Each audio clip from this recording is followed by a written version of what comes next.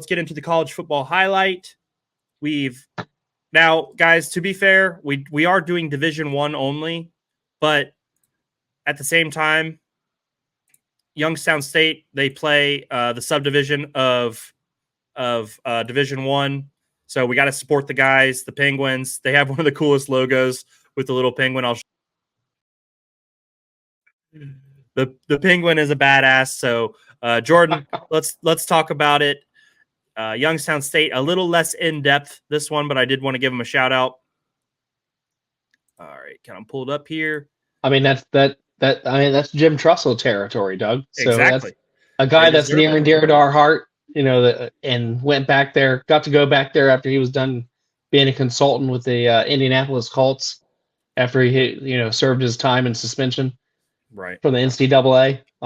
He went back there. So it's definitely a team that's always been kind of up. It's a team that nothing became of it, but I actually got to work out for my junior year in high school. It was fun. It was an honor just to be there.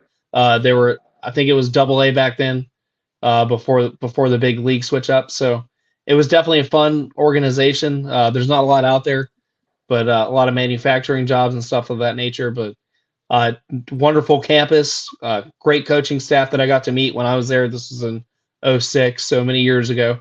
Yeah. But Youngstown State, they've always been kind of in it when it was Division AA. So. They've won a ton. Yeah, no, they've won. That's what I'm saying. They've been in it.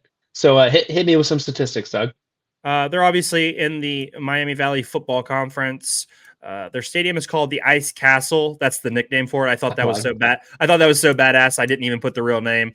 Their head coach, Doug Phillips, 19-22 record in 4 seasons. Their rival is North Dakota State University, who we've come to know as a powerhouse. Recruiting is a little bit different at this level. They were the 202nd rated recruiting class, only 2 commits. The transfer portal is much bigger as you have, those higher D-level D1 guys move down to this conference from time to time. The 153rd rated transfer class with 9 commits. Their top players, Jordan, Tyson King, their running back, led Youngstown in rushing with over 1,000 yards and 9 TDs. Max Tomzat, should be their number 1 receiver this year, second on the team last year in catches and yards. And then they have a really solid corner in Jalen Castleberry. He led Youngstown State with 7 passes deflected last year. A talented group, just a team that is trying to get back to where they once were, like we talked about with Jim Tressel, like we talked about previously. Tyler McGurk chiming back in. Speaking of Tressel, what is OSU fans' thoughts on Claret? Hopefully a lot of love, but understand if it's different. Maurice Claret. Don't hit me with that. Maurice Claret made some poor choices in his time with Ohio State, and after his time with Ohio State, again, he has completely turned his life around and is doing much, much better. But, pulled the gun on people in the alley. He did tried to leave early before you could do that. So just made some tough decisions, and Jim Tressel always stood up for him and really always stood up for all the guys. I mean, you remember the tattoos scandals and stuff where players were selling their own merch to tattoos. When we had Ursary on, because Ursary is a big Arkansas guy. So he kind of bit me back a little bit when I gave him shit over the Sugar Bowl. When that's in NIL age, we need that win back. If Reggie gets his stuff back, I think that Terrell Pryor and company and that team definitely should get that win unvacated, and that trophy should come home, with probably a little Jim Trussell gathering. So it would be really nice to see. Definitely. Jordan, the schedule for Youngstown this year, they've at Villanova. They lost to Villanova last year. They got Valpo. They've got Duquesne. At Pittsburgh, that's going to be a tough one. At Missouri, that's game of the week for the conference. Wow. Indiana State. What? Go ahead. No, just look, again, we keep highlighting these smaller schools. They are not afraid to put these big teams on here. Pitt, not at all. Pitt is a big opponent for a team like Youngstown State in this day and age, especially in NIL. That's, really hats off to Youngstown for not backing down at all. Yep. So they've got Missouri State, they've got Indiana State, South Dakota State, South Dakota, North Dakota, Illinois State, at Southern Illinois, and then they've got another game of the week against Northern Iowa. A tough schedule, but they don't have to play. They don't have to play North Dakota State this year, so that should help. But again, they are still in that rebuild, trying to get back to the place where they once were. We wanted to just highlight Youngstown State because, again, they don't get talked about a lot in the state of Ohio.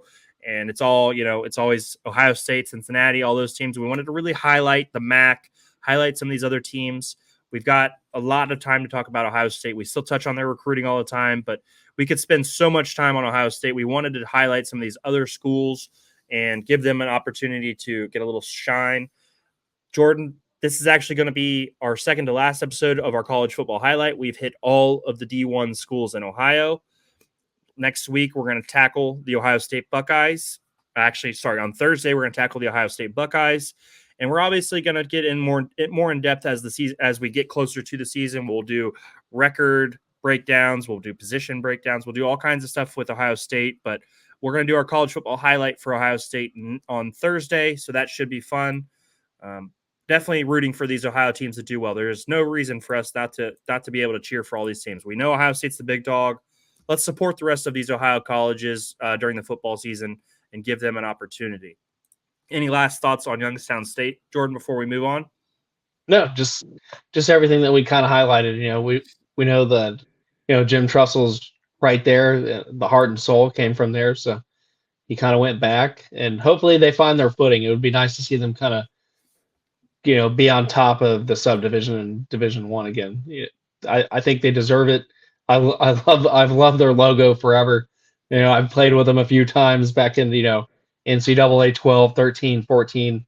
Right. That era of football was always fun when it came to video games, and just having our mascot running around doing flips and stuff. So it was always kind of fun to see those things, and working out with them was an absolute pleasure. Like I said, nothing ever came about it before my Marine Corps career, but just always hats off to Youngstown State. They always kind of hold a little spark for me. They're one of the few teams that looked at me, so it was really nice. Definitely. Shout out to Youngstown State.